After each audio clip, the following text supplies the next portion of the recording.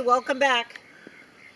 What you are seeing is my very grown-up backyard.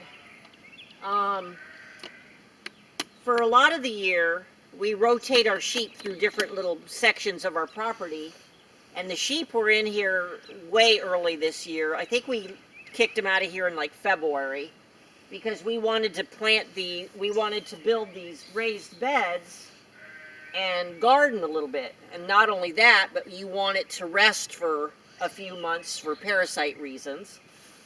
Well, obviously it was getting very grown up, and I had my husband come out yesterday and weed whack around some of my beds, and he found the most interesting thing. So let's go see what he found. Okay, so what he found is all of these passion flower vines. Actually, some of this is, hang on here. This is actually, they're clinging to the persimmon trees. So this is actually the vine with this 3-leaf thing here.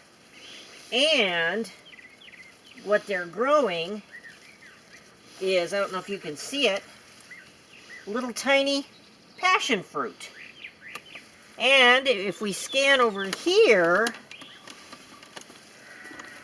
you can see this bigger one growing in here.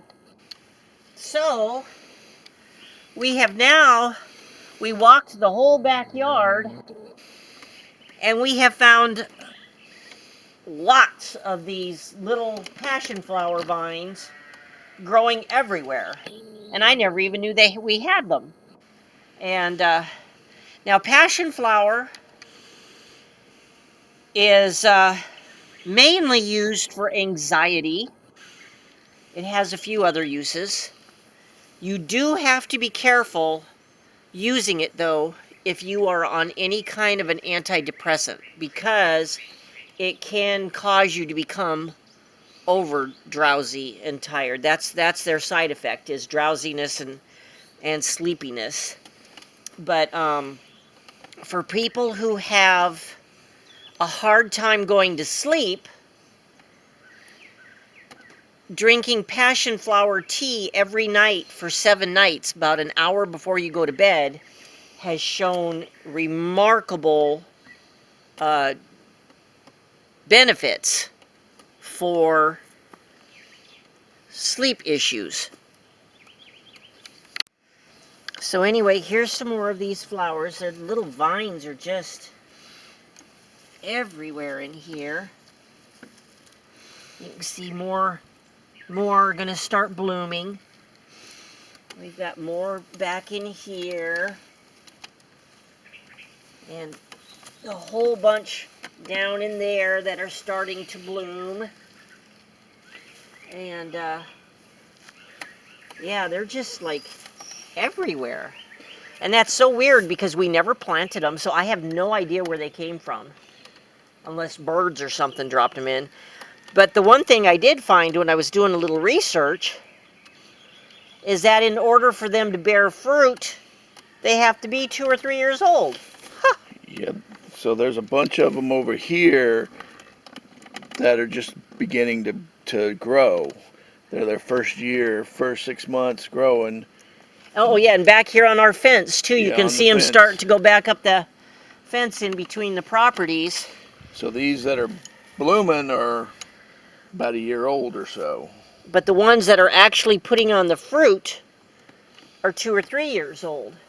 So I guess what's been happening without me knowing it is that the sheep probably eat them down, and I don't know that they're what these are.